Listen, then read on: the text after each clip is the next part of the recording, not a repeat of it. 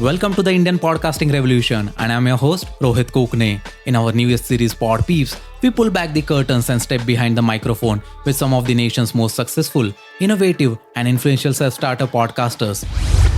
From sharing their unique podcast journeys to unearthing their creative processes, PodPeeps is not just about the podcasting, it's about the people, the brave and visionary individuals who dare to use their voice and change the game. Today, we have Dr. Srividya Sivakumar. As the host of the Mind Stories podcast, Srividya uses her storytelling skills to spark conversations about mental health in a safe and supportive space for listeners of all ages. Srividya is a published poet and a TEDx speaker. Her 24 years experience as a teacher and trainer includes verbal ability for competitive exams. Today, she is here to share how podcasts have helped her to share insights and guidance to help every Indian navigate their unique mental health journey. So, are you ready? Let's tune into the voices of change, the voices of India. Welcome to PodPeeps on the Indian podcasting revolution.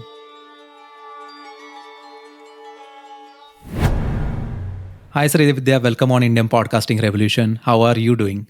Hi, Rohit. Thank you so much for inviting me and for having me here. I'm doing very well. Thank you. How are you doing? I'm doing absolutely great, and it's such a pleasure to have you because you being a podcaster and having a lot of experience, it is going to be an interesting conversation because for the very reason you are doing this podcast, it really means a lot for a lot of people because the kind of message you have been putting out to the audience, I'm really sure I have been looking at those particular podcast episodes. It really does create some kind of a value to the listener. So, to start with, could you just please walk me through the inception of your podcast, Dear Mind, and what inspired you to focus on the very issue of mental health? Thank you so much, first of all, for your kind compliments. It means a lot, especially coming from a podcaster with so much experience like you, Rohit. I think Dear Mind happened. It's almost serendipity because, and I think I owe it to two people. One is Smita Murthy, who got me into Mind Stories, which is her content led platform that she started with Swati Nair, and Shantesh Rao. So, Shantesh was a guest on her podcast. And then he suggested that she speak with me, and we hit it off. And then when I went to Bangalore, we talked a little bit more about my hosting a podcast. And she wanted me to do an interview. And I think you need special skills, I think that you and Smita have, and I don't have it. So she said, why we're also considering doing a storytelling podcast, but not a storytelling podcast, something specific where we use stories to talk about mental health. And I realized that that was, like you rightly pointed out, it's pretty much the need of the hour. And what we noticed in our research is you do have a lot of storytelling podcasts. You also have a lot of mental health podcasts, not just in the world, in India as well. But if you, for instance, if you just take the storytelling podcast, you have some specific topics. You've got, for example, you've got myths and legends, right? You've got stories for children. You have these thrillers and war, right? The dark stuff, and you've also got ghost stories. So that pretty much takes care of the storytelling side of things. With mental health, also, you'll see a lot of experts talking about mental health, but we are saying, can we simplify it even further and make it approachable to everybody, regardless of whether they come from that background or not? Which is why we hit upon this idea of using children's stories, grown up stories, stories in general, poetry, to talk about some facet of mental health. That's how this entire podcast idea started. And Smita and Swati decided to call it Dear Mind because if you notice, all my LinkedIn posts start with Dear. So instead of saying Dear Teacher, they said, let's call it Dear Mind, which I think was a very cute name. And that's how the Dear Mind podcast came about. So good to know the story behind it because then it should always have a kind of a purpose. Because if we are having that kind of a purpose, it always sets the tone and why we are doing it. Because then, if the why is strong, then again, people will be able to feel that what is the need of listening to this kind of conversation, those stories that you are telling to the audience. Because with the podcasting, it's such a unique medium that we may not be able to know who is listening that. But if a feedback is coming, if a review is coming, then we get to know the essence of it, like yes, it is creating an impact, and that is such a kind of an impact that you are creating. So my question still revolves around it, like why did you feel that and what inspired you to talk about mental health? So do you feel that any kind of a problem is that is existing which hasn't been covered yet into the journey of podcasting or so? Like I said, I've seen a lot of podcasts, even from India, that deal with mental health. But the whole idea, I think it was Joseph Campbell who said, people forget facts but remember stories. right? So I can give you facts about mental health. For instance, when we were researching, we found out that during the first year of the pandemic, the prevalence of anxiety and depression rose by about 25% all over the world, right? And nobody was more affected by it than young people in the age group of, say, maybe 18 to 25, right? And women. Okay, but you'd be surprised to hear this when I tell you, Rohit. Less than 1% of this country's total budget for health goes to mental health, right? So we know that there is a problem. We know that 10.6% of India's population suffers from mental health or needs mental help, but at least 85% of them don't get it for various reasons. There's a stigma. We somehow feel therapy is luxury. We think therapy is a way of gaining attention. There's so much misconception around this idea of mental health. So we know that there is a problem. We talk about it every time there is some day to mark on social media. For example, we've noticed a lot more a lot more people talking about World Suicide Prevention because World Suicide Prevention Day was September 10th. But is there something happening consistently? And is there something that's happening consistently that can appeal to pretty much everybody? If I'm a college student going to college and I'm listening to the podcast, can I identify with the story? Or if I'm an executive in a company who's going through something difficult, is there something in that story that I could take? So the numbers are very scary for us. They're not scary. I think that would be the wrong word. They're very worrying for us. I think it was 2022, Nimhans said that there are 150 million people in India who need mental health, and maybe just 30 million are actually seeking it. So there is definitely a need for it. There is an issue at hand, and we hope that with the podcast, with Mind Stories, and what Mind Stories is doing is nothing short of miraculous. I think between we hope that more people will start discussing this. Definitely. And thank you so much for telling those facts, because then the facts again doesn't those numbers really make a difference, because then once we know that why we are doing and how we have to address it, then the cause becomes more greater one, is what I feel. And such podcasts are going to create a greater impact, is my belief into the podcasting industry, because we have seen a lot of podcasts into the entertainment genre or so. Because as a podcaster we are free to choose any of the topic, but then if you're working for a kind of a better thing, if it gives a kind of a safe place to each and every listener, then these podcasts are going to find a very unique set of audiences, what I believe. And you all people are doing a great work into it. So I do feel that podcast is more about the storytelling, and your approach has been into that particular way as well. So what has been your way of creating those effective stories? How do you create that particular safe and supportive space for all the listeners? Because then again, it has to connect with me as a listener. If I'm feeling safe about it, if I'm connecting to whatever you are saying, then that particular episode, that particular show starts gaining the momentum. So what has been your approach towards that?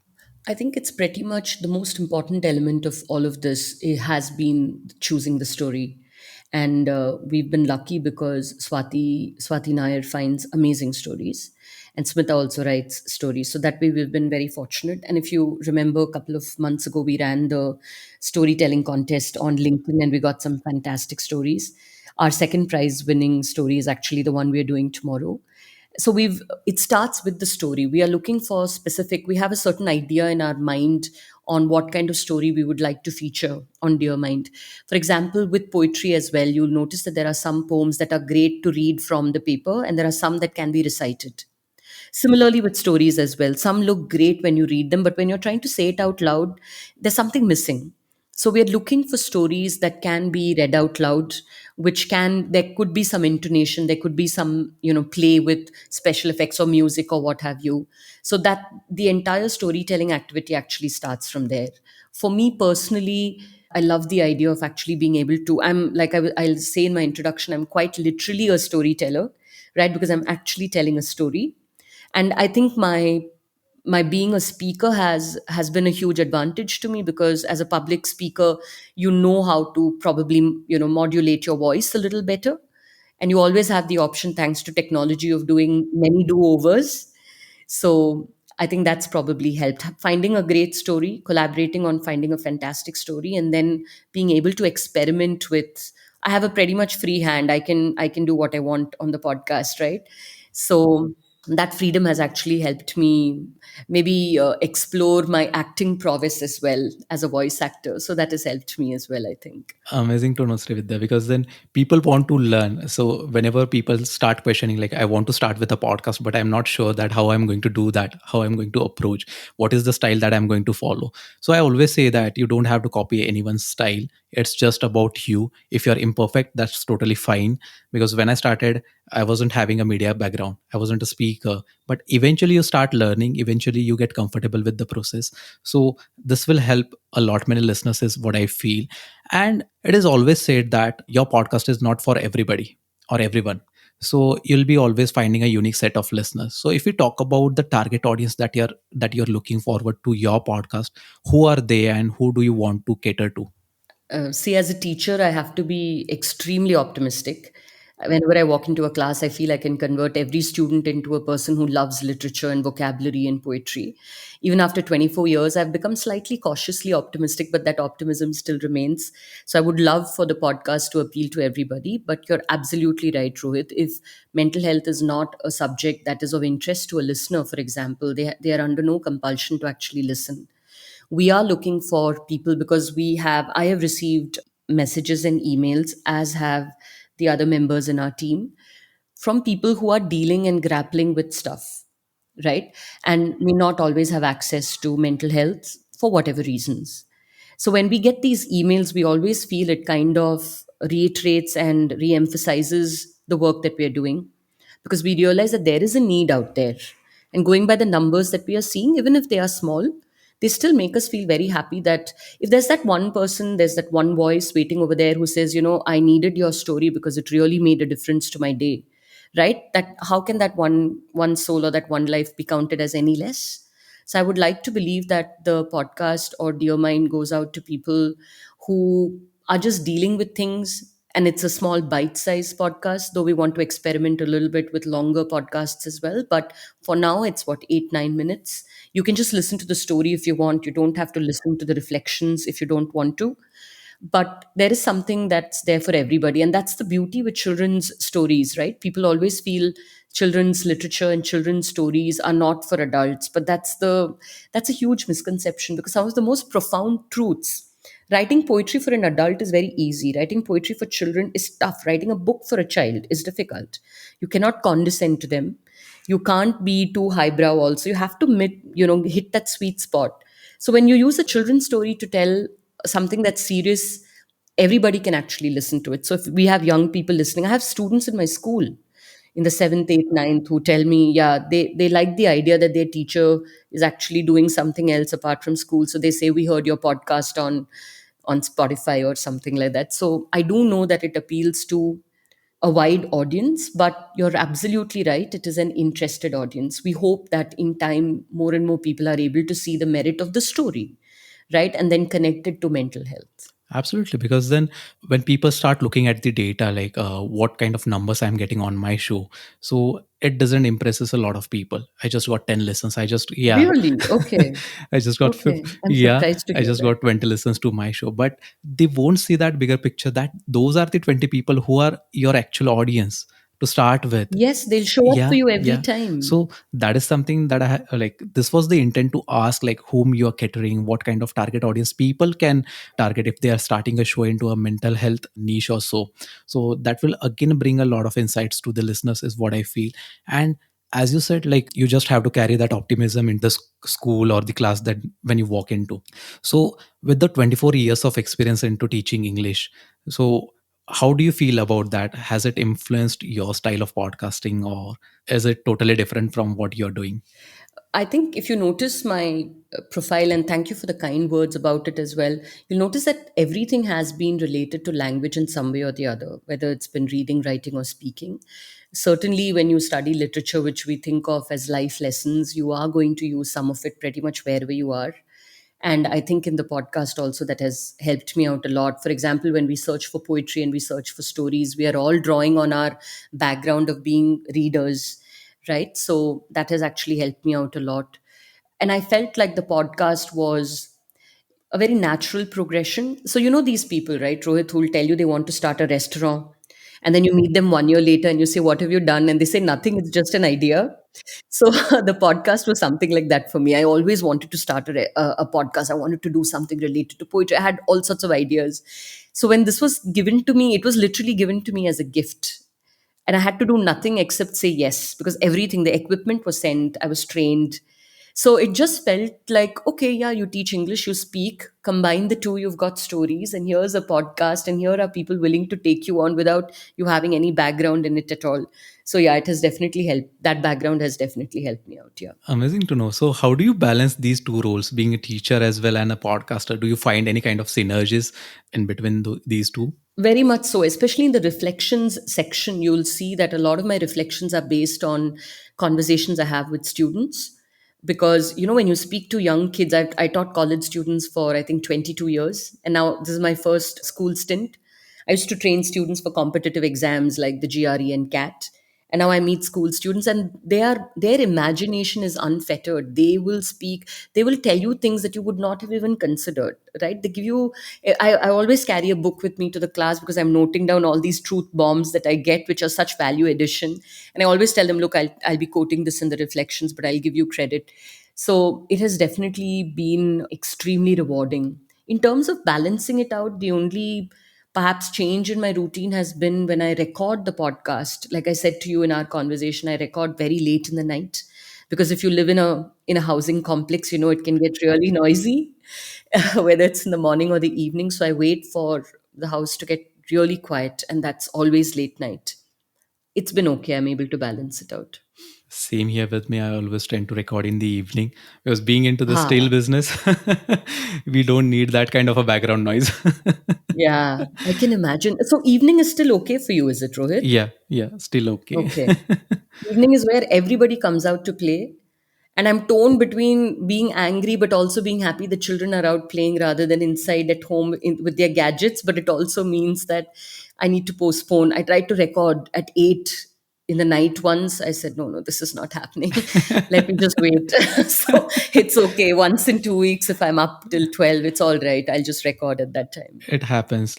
Now you talk about a lot of, like, there has been a storytelling approach that you have been following. You do work onto your content. So is there any content plan that you follow with respect to recording your episodes, or is it organic at times? Because then for me it has always been an organic thing.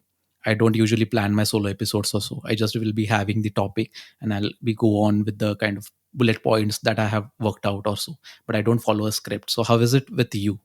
Okay, so we have a content calendar for the entire season that we are doing, and that content calendar has been put in place months ago, and we follow that. And it's very easy because we all have access to it, so we know exactly what we're doing. And since it's three people and we're all collaborating with each other, the clearer the calendar is, the better it is for us, because at any point of time we know where we are.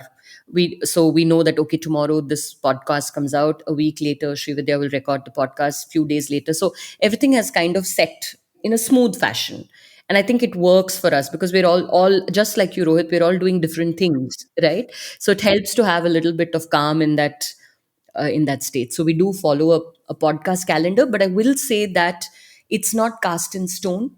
For example, we wanted to do a special episode for World Suicide Prevention Day. We changed around our episodes. We accommodated that and then moved it. So that's the freedom that we have to do. And every time we feel that there is something that's a little more topical that we need to put in, we just play around a little bit with it. But yes, we do follow a calendar. Amazing to know. And is there a kind of a script that you follow with your stories, or how much time you are allotting to like crafting that one piece of episode? Okay, so the story that we get is written, so we have that script. We sometimes edit it for brevity. We want to keep it short, or a sentence that looks good when we read it, but not to read out loud. So that little bit of editing we do. I write the script for the intro and the outro, and also for the author, the story. The thing that takes me the most time is the reflections, because I want to make it contemplative. I want to also. So the first time I sent the podcast, it didn't have reflections. And Smita came back and said, but where are you in this, dear teacher? How do I know what you think? And I said, okay, that's a great point. Thank you for asking me. So we made reflections a part. The reflections is a part of every story. It takes me quite a bit of time to put that together, The recording also takes me a little bit of time because now I've learned that you can delete words and add it, but for a long time I didn't know that. So if I made a mistake, I would start from the first word again. So yeah, the writing process does take us time, and also discussing. Sometimes we don't agree on stories. We're not always a peaceful bunch, so we always like argue, no, why not this, why not that, what's wrong with this. So that takes a little bit of time, just trying to figure that out, but it's great because it gives us a new thing to think about. That's the time process for me. Reflections I try to do a little bit off the cuff, but I like to have a script in hand because I don't like fillers. I've been trained not to use those words, right, as a speaker, and I'm training students in communication. I'm sure they'll say, what is this, ma'am, you're using? So I try to keep it as smooth as possible, and I like the comfort of having a script because it helps me know what to say, what not to say, and I can constantly change. Is that the same for you as well, Rohit? No, like for me, as I said, I don't follow a script because then I don't want to restrict my thoughts. And as you rightly pointed out, we always have a scope to edit that particular portion out. So if we are feeling that we are going off track or somewhere down the line, we are not able to reflect on what we are saying, then we just have to rethink. But initially, it was the same for me. I used to re record the entire thing. So if I'm just thinking about the topic and I'm not hitting that particular record button, there are more chances that I'll feel that episode or that particular time that this is the kind of episode that I want to record. But when I usually hit that record button, it comes out in a very different way because then Okay. Oh gosh, I feel so nice that you're saying this. Every time I listen to a podcast episode, I always tell them, I wish I could have done this better. I should have done this better. This constant looking back and then criticizing your work. Do you ever get over that? yes, absolutely, because it is a kind of a learning process for all of us. We are going to commit mistakes, we are going to overcome them, we are going to try unique ways so that we can find the connection between the listeners. And if it is not you, then there are people out there who will be having a different point of view as well. So I have tried like including those 1 or 2 minutes clip from my friends or the people on social media, what they are thinking about that particular topic. So in a certain way, I'm just trying to connect with the larger audience. That is how I'm trying with my episodes or the kind of shows that I have been running. But as you said, like it's always a kind of effort that we have to put in, and the better we do it, there's always a scope for improvement. And as a human, we can't be perfect, so we just have to digest that particular fact, and it always depends on the kind of mood that you are having on a particular day or the time you are into. Yeah, and how tired you are. Sometimes I can see the fatigue in my voice. Then I feel this is just a disservice to the podcast and I should not do it. Then I give myself a bit more time or maybe even another day before I do the recording. Yeah, like, and particularly with the solo episodes, unless and until I am not comfortable hitting that particular record button, I won't record just for the sake of recording or because I have to follow that particular timeline. Like this episode has to go on Tuesday or Wednesday. But if I'm not feeling that kind of a vibe, then it's not worth spreading out that false vibe to the audience as well. I completely agree. I wish there were more such authentic creators on social media like you, Rohit, because I feel a lot of times we are being given some information which you see as patently false and can be even dangerous, especially in the mental health or in the health industry itself. You see people who are telling you to drink an abnormal amount of water, for example, or people who tell you that, who give you the kind of advice that you realize is problematic, but there aren't enough of us calling them out on it. We kind of just ignore it. So I think it's wonderful to have that conscience that says, if I am not with it completely, I'm not going to do it at all. Absolutely. And we just have to preserve the authenticity of the medium this podcasting industry provides us with. Because your words can be copied, whatever the way you are putting out your content on digital platform, it can be copied, but your voice is unique to you, your emotions are unique to yourself. So whatever you are speaking, that is going to be recorded, and it is just that particular thought into your mind at that particular moment is going to be recorded. So it just creates a very unique experience for each and every listener, is what I feel. And that is how we are trying to grow. And now we are talking about the growth. So what is the kind of intent that you are following to enhance your listener base or the growth you're wanting for your show? Because then recording or putting out the episode onto a platform is not just enough. So there are people who are writing blogs, who are making posts on LinkedIn or any of the social media platform. So what's the strategy of Dear Mind for gaining the listener base?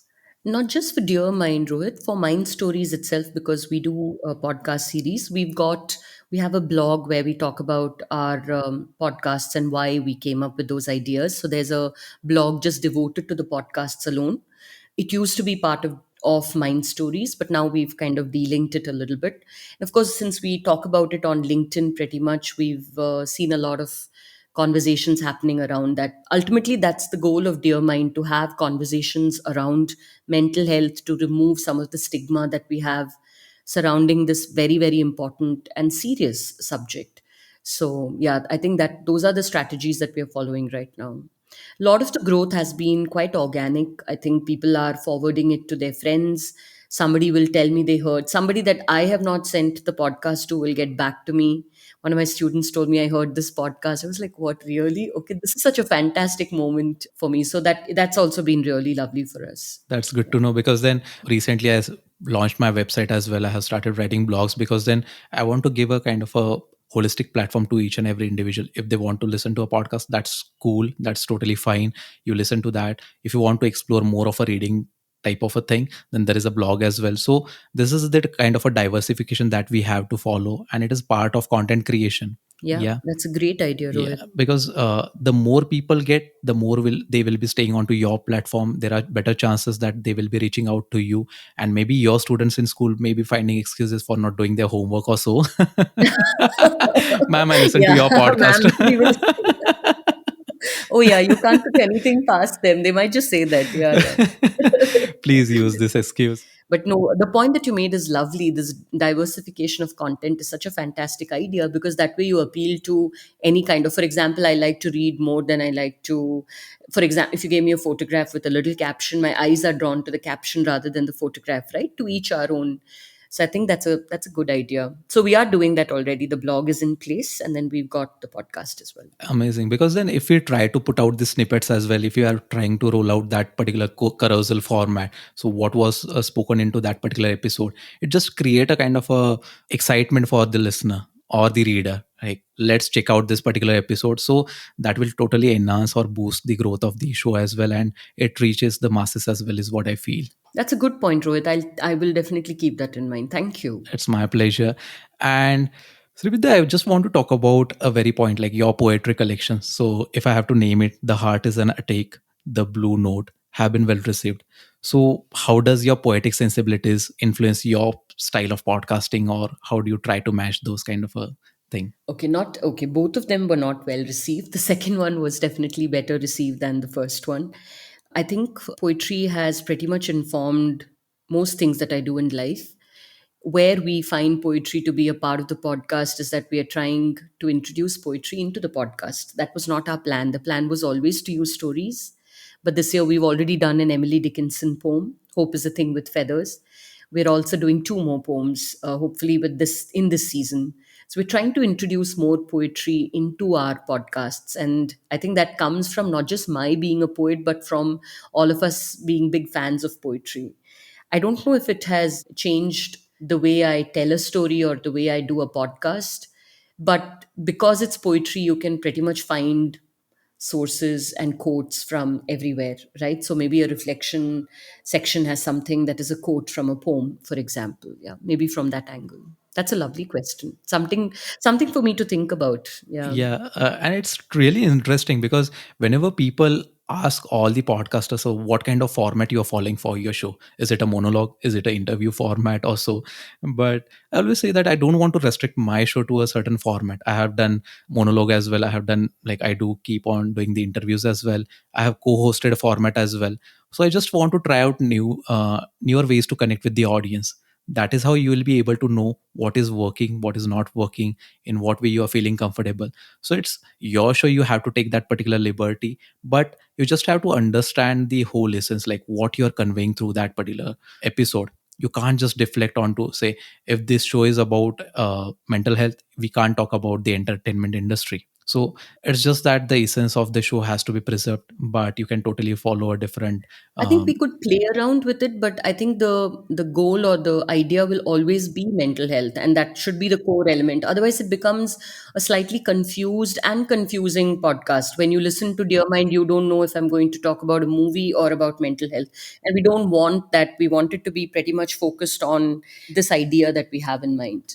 and it's totally true. Like when we start with our own show, people just randomly name their show as like Rohit Kokane's podcast show. But what he's going to talk about, you don't get a prior idea of it. You just have to go into that description, then read like I'm going to talk about self love, personal development, motivation, inspiration, blah blah blah.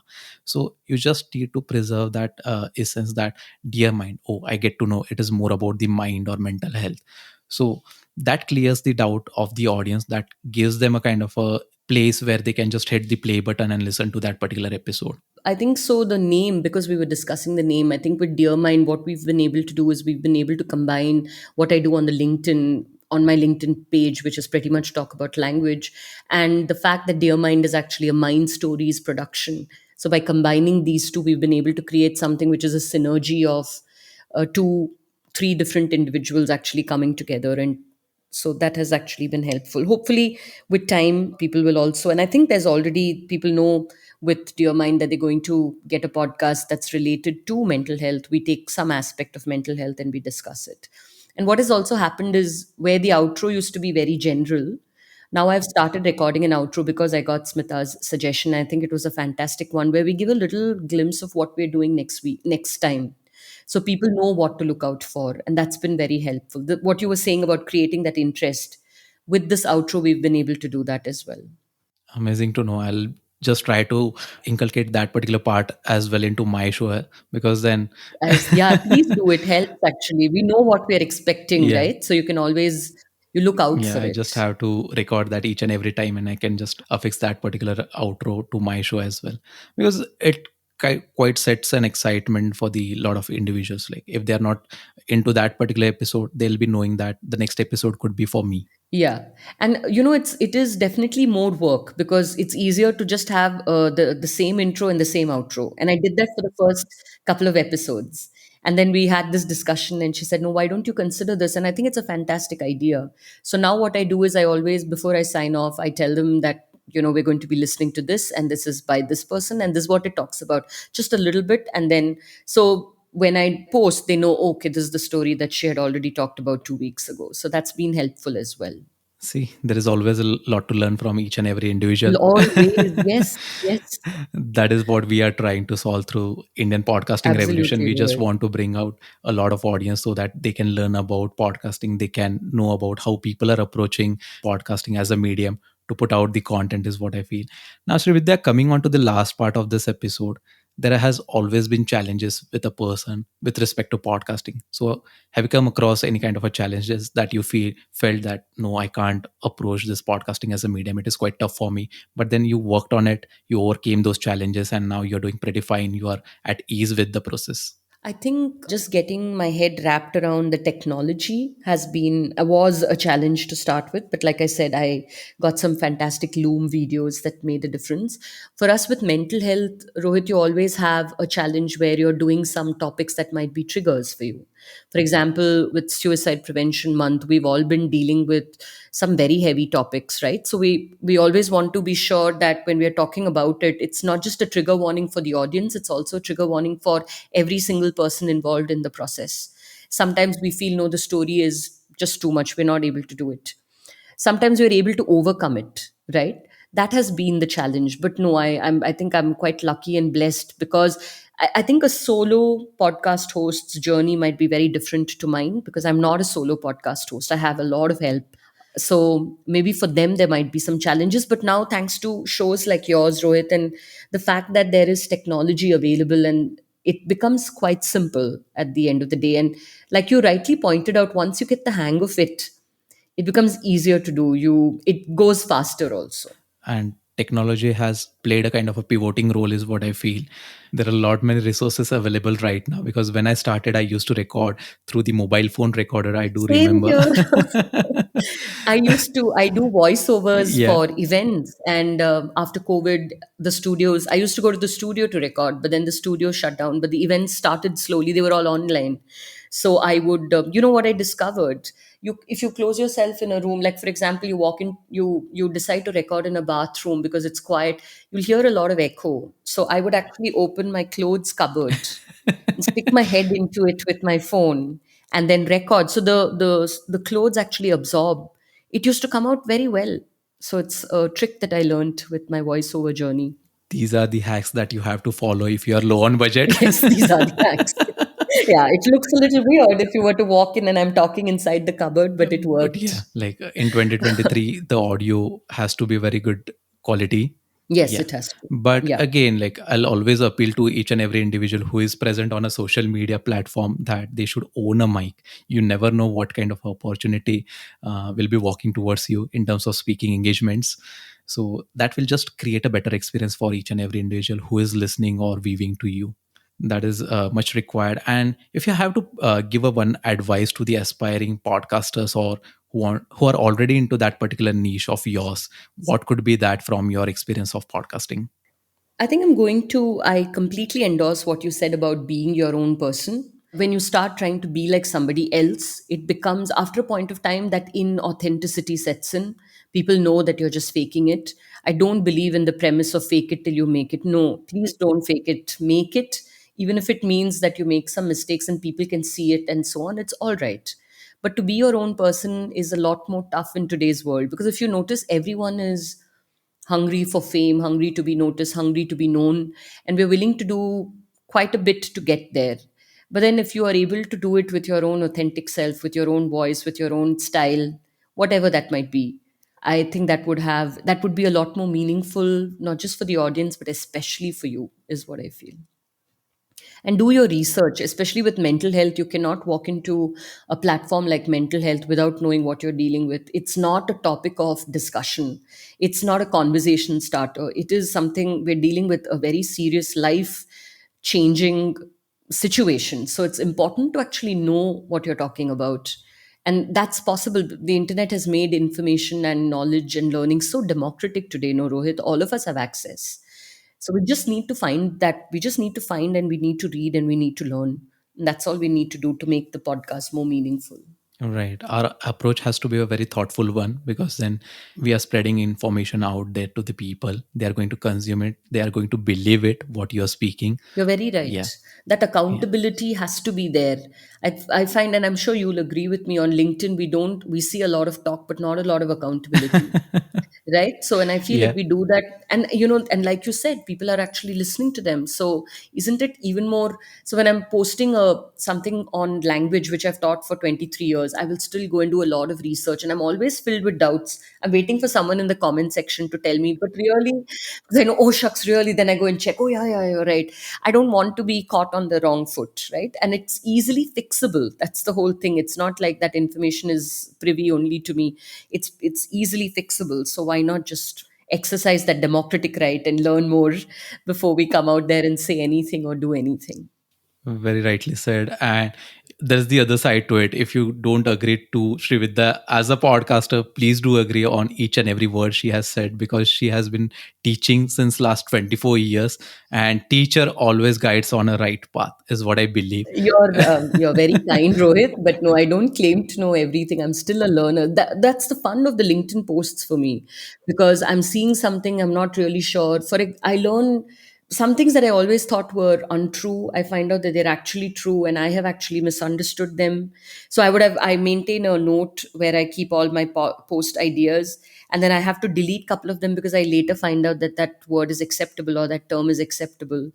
So it's been a great learning for me, which is why I continue to do it. But yeah, it's been good. That is how our journey unfolds, and that is how we have to grow. And I'm glad that you are using podcasting as a medium to share a lot of stories, make that journey quite easy for each and every individual, because then at times we are feeling low, we don't have we don't find people to talk with or who will be able to relate to our story, what we are dealing with. But these kind of stories, these kind of mediums, if you're just listening to them, if you're just taking those insights, you start feeling better, and eventually you start to find your own way as well. And that is how you take that particular action. So I just want to thank you and your team for inspiring many out there, and you are doing a fantastic job. This is how, if a person is wanting to start podcast into a mental health niche, definitely these are the people who you have to look up to, because they are putting out the raw and authentic content out there. They are researching more about it. They know how to approach that particular topic. And I totally feel blessed to have this conversation, Srividya, with you. Thank you so much, Rohit, for saying that. We'll be happy to help anybody who'd like to. We are all learning.